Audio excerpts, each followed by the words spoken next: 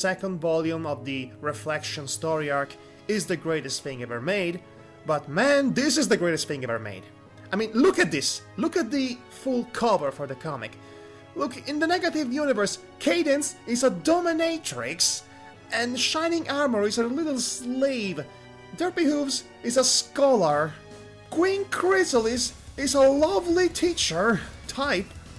The main six are the evil Pony Tumblr comic version of themselves. I mean, they got Spink coming out of the Empire, that's the Scarlet Flesheye. And I'm just going to assume that has to be Little Miss Rarity. In my head, she is. And then there's evil Luna and Celestia, which happen to be the main villain of the story. Look at them! They're like evil alicorn succubi. That is great! And guess who is the benevolent ruler of this negative universe? It's King Sombra, everybody! Okay, there's one thing is to do the classic negative universe narrative for the sake of doing the negative universe narrative, but the other thing is to take that premise and roll with it and going nuts. I mean, full-on, no-holds-barred insane with it, exploiting all the possible facets of both the comedic and dramatic possibilities of such a narrative device.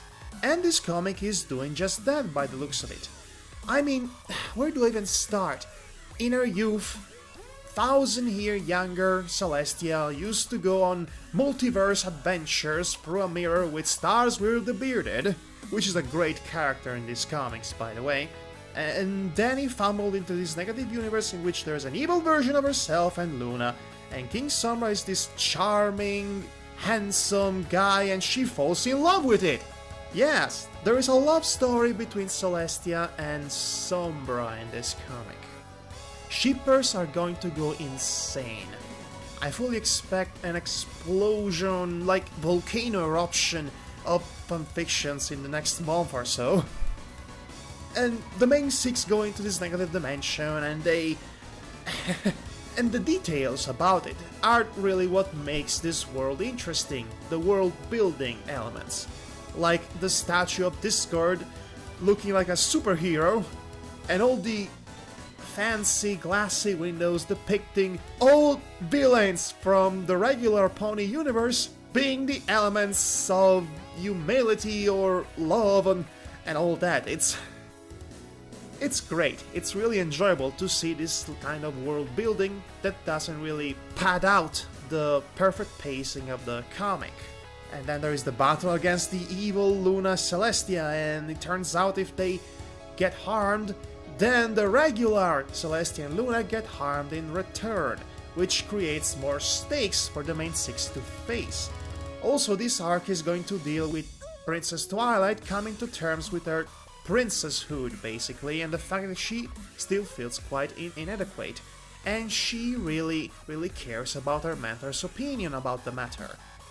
So really, exploring Celestia to expose not the ruler, not the wise mentor, but the pony, the fallible pony, beneath all that royalty, is something that I'm looking really forward to, and so far the comic it's doing a great job at it. And really, Celestia and Luna are turning out to be the most interesting characters in the entire series, including the spin-offs, and really something that enriches your immersion in the My Little Pony universe. Yes, the comics are getting better than the cartoon itself, they're taking more liberties and they're daring to do arcs that wouldn't be covered in the cartoon for one reason or the other. These comics are really meant to appeal a more mature audience. And when you put together the winning combination of writer Katie Cook and artist Andy Price, which made also the first great arc, you have a winning combination of both comedy and drama and really something ecstatic to follow. The My Little Pony comic book series is one of my favorite comic book series of all time, and the only ongoing series I'm fully enjoying right now. And really, number 18 of the comic is one of the main reasons why. It never ceases to surprise you or amaze you.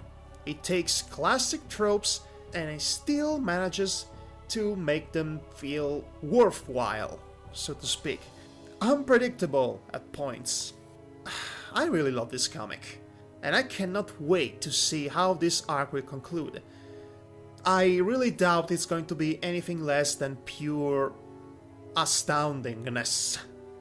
Okay, this was my gashing 2 bits about this particular comic, and I tried not to spoil much of it because you really need to read it for yourself.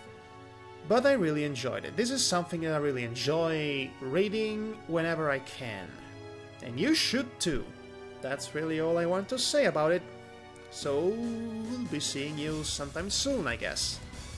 Madhog out.